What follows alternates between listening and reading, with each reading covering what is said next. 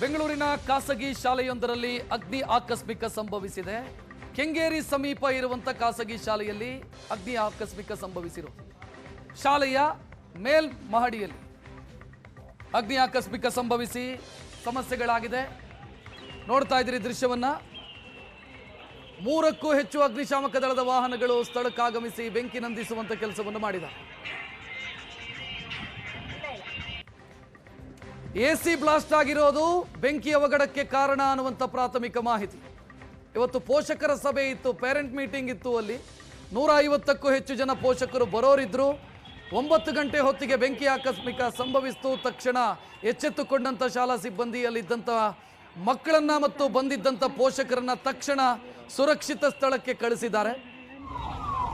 ಸ್ಥಳಕ್ಕೆ ಬಂದಂಥ ಅಗ್ನಿಶಾಮಕ ದಳದ ವಾಹನಗಳು ಬೆಂಕಿ ನಂದಿಸುವಲ್ಲಿ ಯಶಸ್ವಿಯಾಗಿದೆ.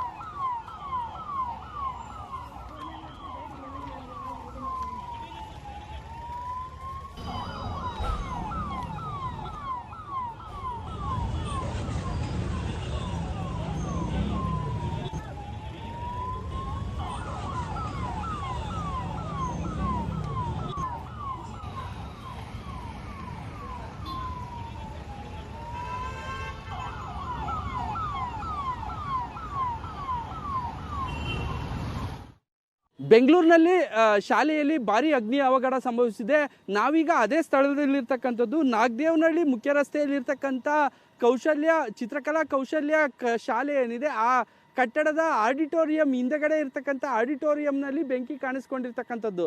ಮುಖ್ಯವಾಗಿ ಬೆಳಗ್ಗೆ 8:30ರಿಂದ 9 ಗಂಟೆ ಸುಮಾರಿಗೆ ಬೆಂಕಿ ತಗುಲುತ್ತೆ. ನಂತರ ಕೂಡಲೇ ಶಾರ್ಟ್ ಸರ್ಕ್ಯೂಟ್ನಿಂದ ಆಗಿದೆ ಅಂತ ಹೇಳಿ ಹೇಳಲಾಗ್ತಾ ಇರ್ತಕ್ಕಂಥದ್ದು. 3ಕ್ಕೂ ಹೆಚ್ಚು ಅಗ್ನಿಶಾಮಕ ಸಿಬ್ಬಂದಿ, ಜ್ಞಾನ ಭಾರತಿ ಪೊಲೀಸರು, ಸ್ಥಳೀಯ ಪೊಲೀಸರು ಎಲ್ಲರೂ ಸಹ ಸ್ಥಳಕ್ಕೆ ಭೇಟಿ ಕೊಟ್ಟು ಪರಿಶೀಲನೆ ನಡೆಸ್ತಾ ಇರ್ತಕ್ಕಂಥದ್ದು. ಬೆಂಕಿ ನಂದಿಸೋ ಕಾರ್ಯವನ್ನ ಮಾಡ್ತಾ ಇದ್ದಾರೆ. ಮುಖ್ಯವಾಗಿ ಶಾರ್ಟ್ ಸರ್ಕ್ಯೂಟ್ನಿಂದ ಬೆಂಕಿ ತಗುಲಿದೆ ಅನ್ನೋ ಮಾಹಿತಿ ಇರ್ತಕ್ಕಂಥದ್ದು. ಇವತ್ತು ಕೌಶಲ್ಯ ಶಾಲೆಯಲ್ಲಿ ಪೇರೆಂಟ್ಸ್ ಮೀಟಿಂಗ್ ಕೂಡ ಇತ್ತು. ಸುಮಾರು 50 ಮಕ್ಕಳು, 200ಕ್ಕೂ ಹೆಚ್ಚು ಪೋಷಕರು ಬಂದಿದ್ರು ಅನ್ನೋ ಮಾಹಿತಿ ಇರ್ತಕ್ಕಂಥದ್ದು. ಹೀಗಾಗಿ ಎಲ್ಲರೂ ಸಹ ಮೀಟಿಂಗ್ಗೆ ಅಸೆಂಬಲ್ ಆಗ್ತಾ ಇದ್ರು. ಆ ಸಂದರ್ಭದಲ್ಲಿ ಮೇಲೆ ಟಾಪ್ ಫ್ಲೋರ್ ಏನಿದೆ, ನೀವು ದೃಶ್ಯಗಳಲ್ಲೂ ಸಹ ನೋಡ್ತಾ ಇರ್ಬೋದು, ಎಲ್ಲ ಸಂಪೂರ್ಣವಾಗಿ ಶೀಟ್ಗಳು ಎಲ್ಲ ಸಹ ಸುಟ್ಟು ಹೋಗಿರ್ತಕ್ಕಂಥದ್ದು, ಕರಕಲಾಗಿರ್ತಕ್ಕಂಥದ್ದು, ಸಂಪೂರ್ಣವಾಗಿ ಸುಟ್ಟು ಹೋಗಿರ್ತಕ್ಕಂಥ ದೃಶ್ಯಗಳು ಸಹ ಕಾಣ್ಬೋದು. ಆಡಿಟೋರಿಯಂ ಏನಿದೆ, ಆಡಿಟೋರಿಯಂನಲ್ಲಿ ಸ್ಥಳೀಯರು ಹೇಳೋ ಪ್ರಕಾರ ಕೆಲಸದವರು ಹೋಗಿ ಸ್ವಿಚ್ ಹಾಕಿದ ಸಂದರ್ಭದಲ್ಲಿ ಏಕಾಏಕಿ ಶಾರ್ಟ್ ಸರ್ಕ್ಯೂಟ್ ಆಗುತ್ತೆ. ನಂತರ ಇಡೀ ಸಿಸ್ಟಮ್ಮು ಮತ್ತು ಎಲ್ಲ ಕಡೆನೂ ಸಹ ಒಂಥರ ಬ್ಲಾಸ್ಟ್ ಆದಂಗಾಗಿ ನಂತರ ಶಾರ್ಟ್ ಸರ್ಕ್ಯೂಟ್ನಿಂದ ಬೆಂಕಿ ಹಚ್ಕೊಂಡಿರ್ತಕ್ಕಂಥದ್ದು. ಮತ್ತೊಂದು ಮಾಹಿತಿ ಪ್ರಕಾರ ವೇಸ್ಟೇಜ್ಗೆ ಬೆಂಕಿ ಬಿದ್ದಿದೆ ಅನ್ನೋ ಮಾಹಿತಿ ಕೂಡ ಪೊಲೀಸರು ಹೇಳ್ತಾ ಇರ್ತಕ್ಕಂಥದ್ದು. ಸುಮಾರು 50 ಮಕ್ಕಳಿದ್ರು, ಪೋಷಕರಿದ್ರು, ಎಲ್ಲರನ್ನು ಸಹ ಇಮಿಡಿಯೇಟು ಹೊರಗಡೆ ಕಳಿಸಲಾಗಿದೆ.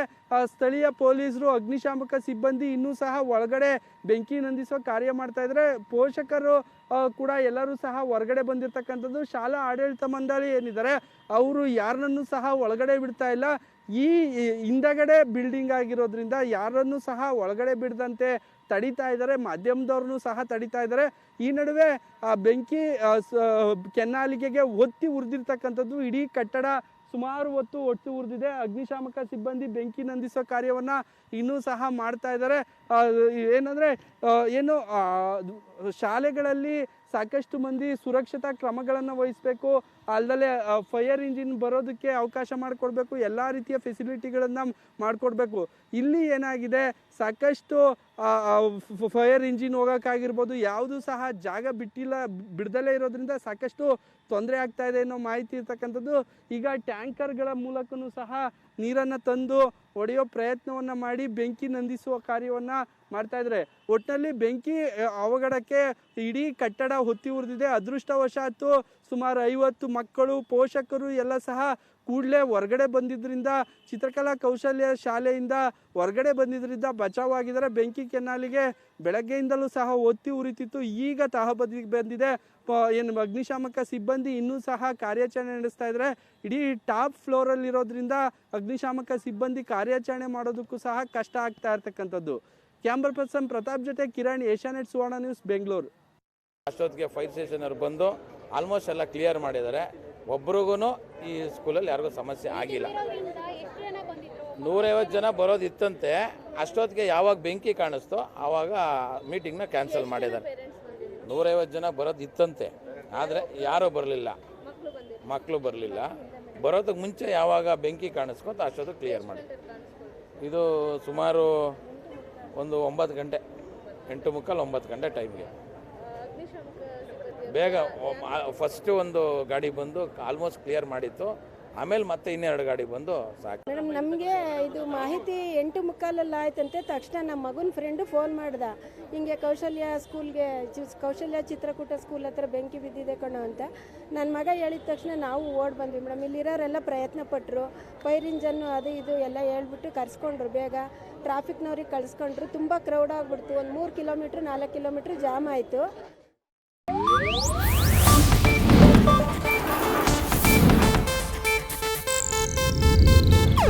ಇದು ಏಷ್ಯಾನೆಟ್ ನ್ಯೂಸ್ ನೆಟ್ವರ್ಕ್ ಪ್ರಸ್ತುತಿ.